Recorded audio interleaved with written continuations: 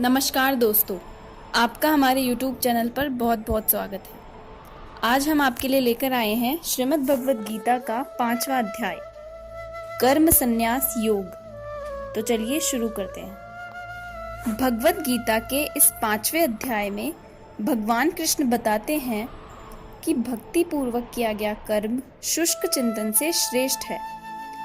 भक्ति पथ अधिक सुगम है क्योंकि दिव्य स्वरूप भक्ति मनुष्य को कर्म बंधन से मुक्त करती है।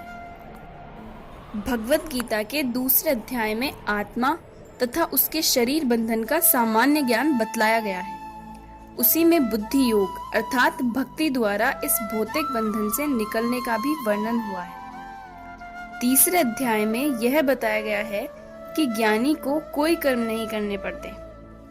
चौथे अध्याय में भगवान ने अर्जुन को बताया कि सारे यज्ञों का पर्यावसान ज्ञान में होता है, किंतु चतुर्थ अध्याय के अंत में भगवान ने अर्जुन को सलाह दी कि वह पूर्ण ज्ञान से युक्त होकर उठ करके युद्ध करे।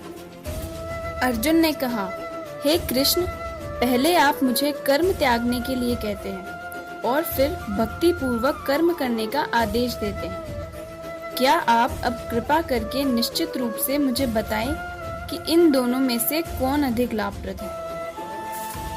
भगवान कृष्ण ने उत्तर दिया, मुक्ति के लिए तो कर्म का परित्याग तथा भक्ति में कर्म दोनों ही उत्तम है, किंतु इन दोनों में से कर्म के परित्याग से भक्ति युक्त कर्म श्रेष्ठ है। जो पुरुष न तो कर्म फलों से घृणा करता है और न कर्म फल की इच्छा करता है, वह नित्य सन्यासी जाना जाता है। हे महाबाहु अर्जुन, ऐसा मनुष्य समस्त इंद्रियों से रहित होकर भव बंधन को पार कर पूर्णतया मुक्त हो जाता है। भक्ति में बिना लगे केवल समस्त कर्मों का परित्याग करने से कोई सुखी नहीं बन सकता, परंतु भक्ति में लगा हुआ विचारवान व्यक्ति शीघ्र ही परमेश्वर को प्राप्त कर लेता है। जो भक्ति भाव से कर्म करता है विशुद्ध आत्मा है और अपने मन तथा इंद्रियों को वश में रखता है, वह सबको प्रिय होता है और सभी लोग उसे प्रिय होते हैं। ऐसा व्यक्ति कर्म करता हुआ भी कभी कर्म बंधन में नहीं बनता है। हे अर्जुन, जो व्यक्ति कर्म फलों को परमेश्वर को समर्पित करके आसक्ति रहित होकर अपना कर्म करता है, वह पाप कर्म से उसी प्रकार अप्रभावित रहता है जैसे कमल पत्र को जल छू भी नहीं पाता।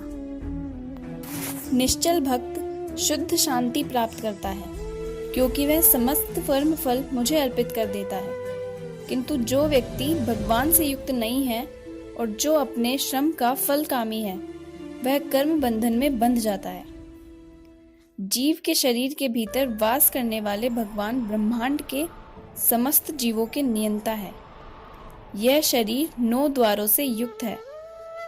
बद्धावस्था में जीव अपने आप को शरीर मानता है, किंतु जब वह अपनी पहचान अपने अंतर के भगवान से करता है तो वह शरीर में रहते हुए भी भगवान की भांति मुक्त हो जाता है। शरीर रूपी नगर का स्वामी देहधारी जीवात्मा न तो कर्म का सृजन करता है, न लोगों को कर्म करने के लिए प्रेरित करता है, न ही कर्म फल की रचना करता है। यह सब तो प्रकृति के गुणों द्वारा ही किया जाता है।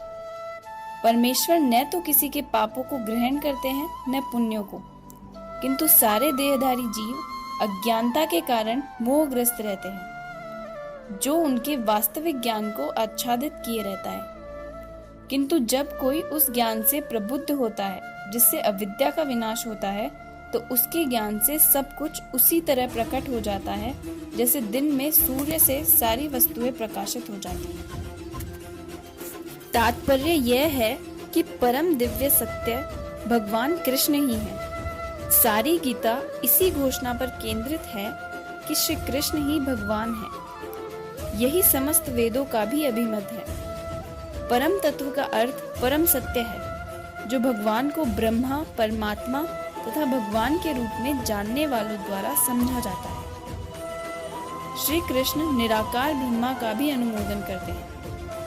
अतः सभी प्रकार से कृष्ण परम सत्य है। जिनके मन, बुद्धि, श्रद्धा तथा आश्रयता कृष्ण में है, अर्थात जो पूर्णतया कृष्ण भावना भावित है, उनके सारे पाप धुल जाते हैं। और उन्हें ब्रह्म संबंधी प्रत्येक वस्तु का पूर्ण ज्ञान रहता है। जो न तो प्रिय वस्तु को पाकर हर्षित होता है और न अप्रिय वस्तु को पाकर विचलित होता है, जो स्थिर बुद्धि है, जो मोह रहित है और भगवत विद्या को जानने वाला है, वह पहले से ही ब्रह्म में स्थित रहता है। श्री भगवान कहते हैं कि हे अर्जुन, जिनके मन एक तत्व तथा समता में स्थित है, उन्होंने जन्म तथा मृत्यु के बंधनों को पहले ही जीत लिया है। वे ब्रह्म के समान निर्दोष हैं और सदा ब्रह्म में ही स्थित रहते हैं। ऐसा मुक्त पुरुष भौतिक इंद्रिय सुख की ओर आकृष्ट नहीं होता, अपितु सदैव समाधि में रहकर अपने अंतर में आनंद का अनुभव करता है। इस प्रकार स्वरूप सिद्ध व्यक्ति पर ब्रह्म में एकाग्रचित होने के कारण असीम सुख भोगता है। बुद्धिमान मनुष्य दुख के कारणों में भाग नहीं लेता, जो कि भौतिक इंद्रियों के संसर्ग से उत्पन्न होते हैं। हे कुंती पुत्र, ऐसे भोगों का आदि तथा अंत होता है, अतः चतुर व्यक्ति उनमें आनंद नहीं लेता। जब तक मनुष्य अपने अंतःकरण में सुख का अनुभव नहीं करता, तब तक भला बाध्य सुख की प्राप्ति करने वाली बाध्य क्रियाओं से वह कैसे छूट सकता है। मुक्त पुरुष वास्तविक अनुभव द्वारा सुख भोगता है, अतः वह किसी भी स्थान में मौन भाव से बैठकर अंतःकरण में जीवन के कार्यकलापों का आनंद लेता है। ऐसा मुक्त पुरुष कभी बाध्य भौतिक सुख की कामना नहीं करता।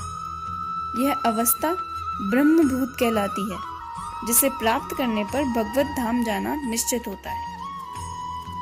तात्पर्य: माया के वशीभूत सारे बद्ध जीव इस संसार में शांति प्राप्त करने के लिए उत्सुक रहते हैं, किंतु भगवत गीता के इस अंश में वर्णित शांति के सूत्र को वे नहीं जानते। शांति का सबसे बड़ा सूत्र यही है कि भगवान कृष्ण समस्त मानवीय कर्मों के भोक्ता है। मनुष्यों को चाहिए कि प्रत्येक वस्तु भगवान की दिव्य सेवा में अर्पित कर दे, क्योंकि वे ही समस्त लोकों तथा उसमें रहने वाले देवताओं के स्वामी हैं। उनसे बड़ा कोई नहीं है।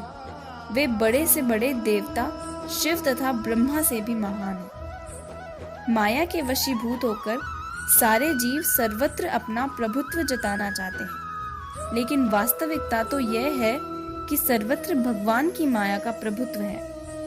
भगवान प्रकृति के स्वामी हैं और बद्ध जीव प्रकृति के कठोर अनुशासन के अंतर्गत है। शुद्ध जीव भगवान के अंश रूप में ईश्वर का शाश्वत दास है।